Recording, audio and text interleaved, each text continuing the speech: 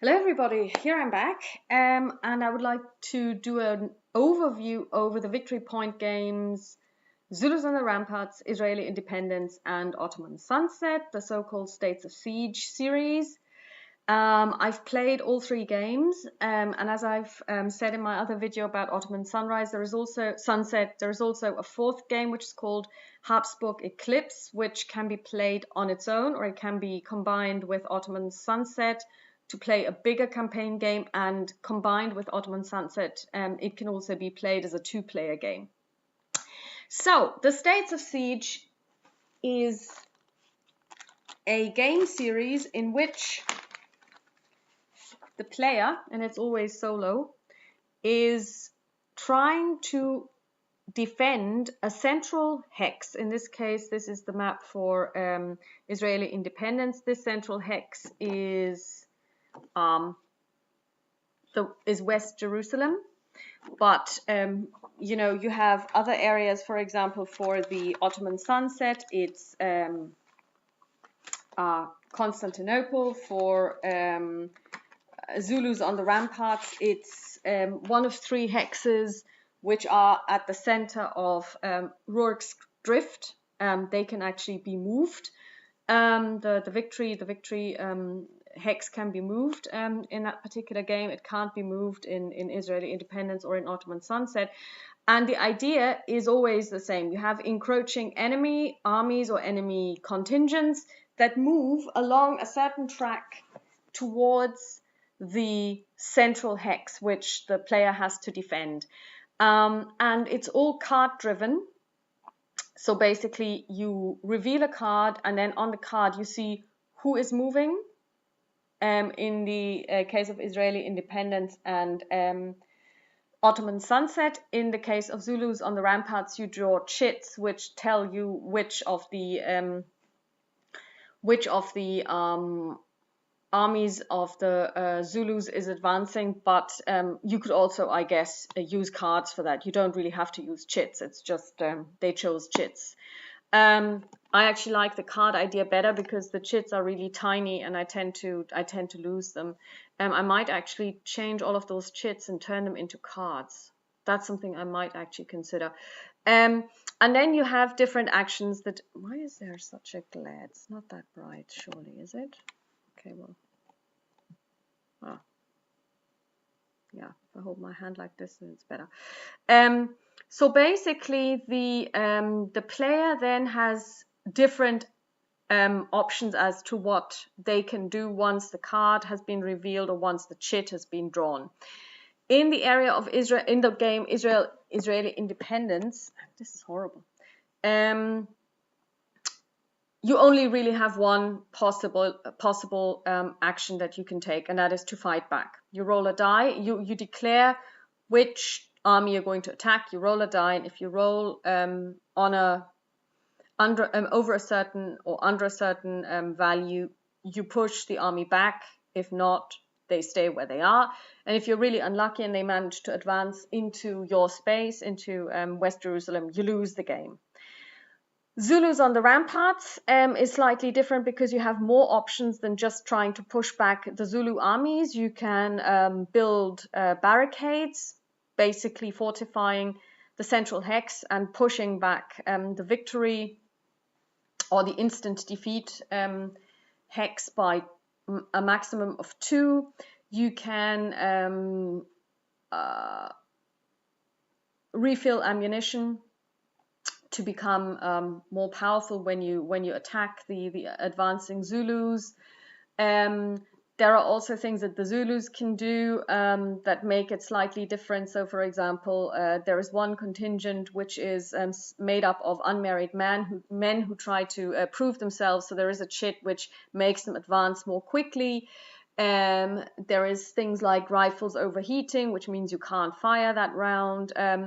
You can make other decisions like, do you want to build a reserve company for the British that comes in at a later stage? So the number of actions that you can take in Zulus on the Ramparts is much higher than the one action that you essentially have in Israeli independence.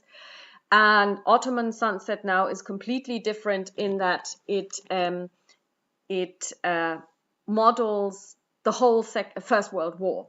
So a lot of stuff happens on the different tracks, but you have things like off-map battles in the Western theater, like the Somme, Verdun, in the Eastern theater, and also naval battles, which happen, which you resolve, and then if you're lucky and you win, you actually put them into the victory box, and they keep up morale for the Turkish people, because if the morale goes down to, I think, -2 or -3 is the lowest, then you instantaneously lose. Then there are other things like the little naval battle that they have, where the British Army, or the British Navy, sorry, under Churchill tries to go through the straits to Constantinople, and that is nicely modeled. You can put minefields in. You can fortify the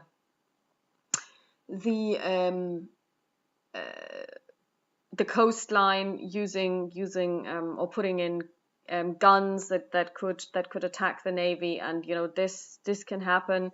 Or if you're lucky and the German U-boats deploy in the Narrows, then this whole event won't take place. So there is a lot of stuff that can happen that is good for you, and a lot of stuff that can happen that is really bad for you. And also there is a lot of well, is there a lot of luck involved? Yes, I would say there is, because I have played 3 games of Ottoman Sunset now, and I managed to win one, which was, an incredible win. I managed to, well, I was really lucky in that the Caucasus army was removed at a certain point in time, so no more advances from the Caucasus, so I didn't have to waste any actions on trying to push them back. There was no the German U-boats deployed, so this whole thing, and they deployed really early, so I didn't have to spend actions on putting mines and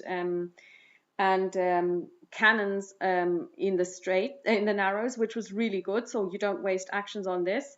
The coups happened really early, so again, I didn't have to spend any actions on moving my little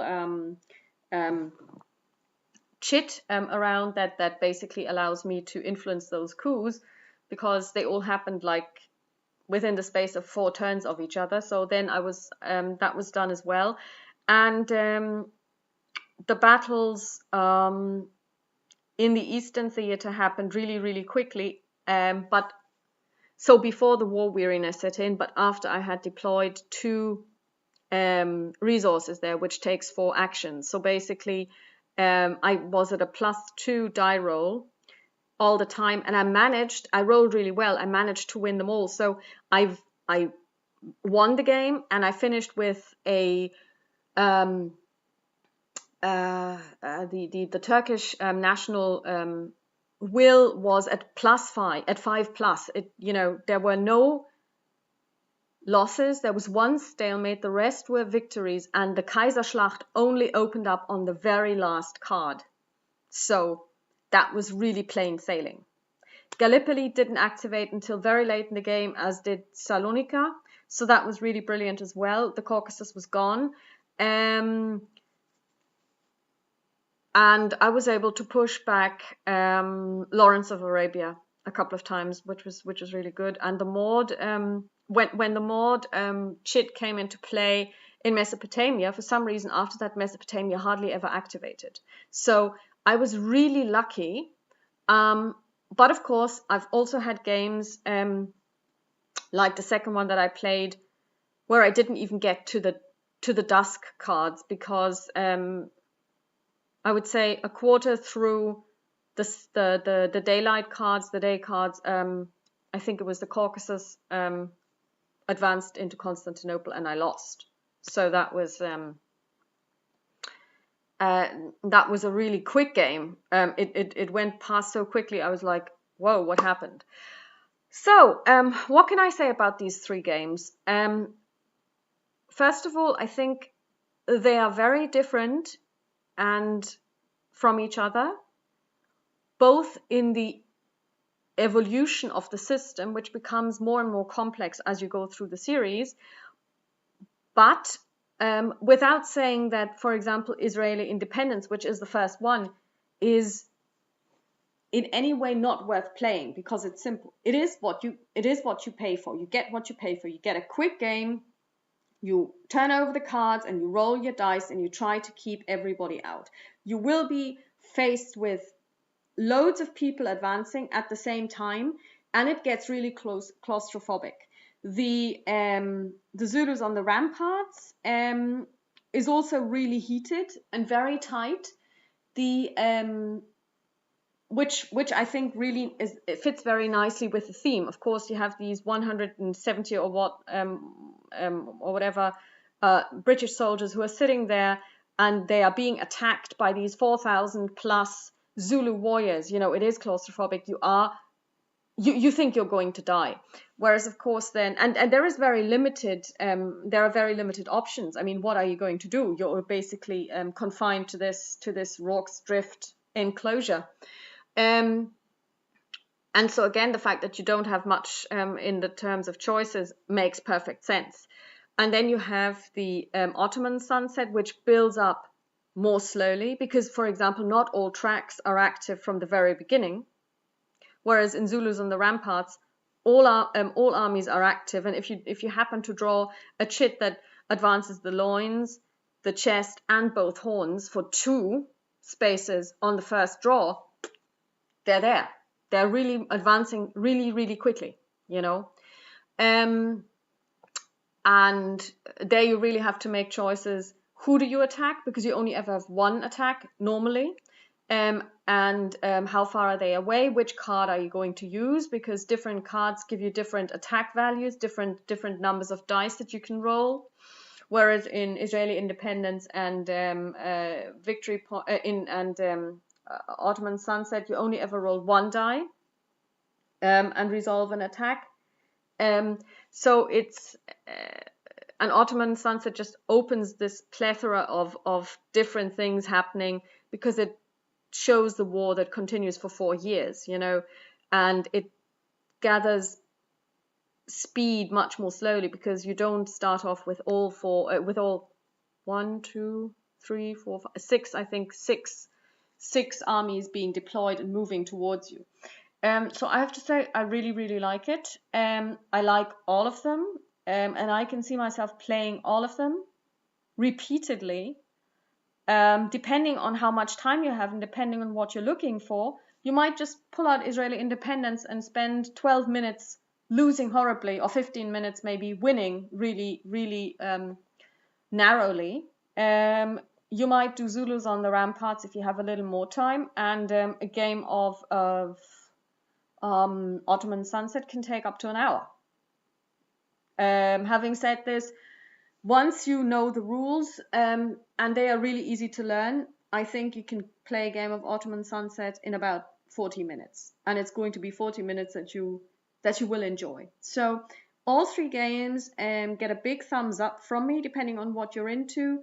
These might be a good gateway game for somebody who has never played a war game.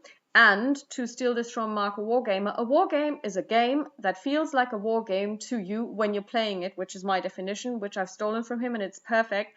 Other people might say, well, these are not war games. I believe they are, because they model conflict and you feel like you're playing a war game, and they are really tight. And they're, you know, like nail biters. When you're sitting there and suddenly everybody's advancing in one go, and you realize, oh my God, one person is standing right outside of Constantinople, and 4 more are already around as well, and you're losing the Turkish will to survive, really, and you really have one action, and what are you going to do? It's really interesting, the decisions that people are asked to make, and I can recommend them all. And watch out for my Habsburg Eclipse video, which will come at some point in a not too distant future, because I bought the game today. So I'm just waiting for it to arrive in the post. Bye, keep gaming!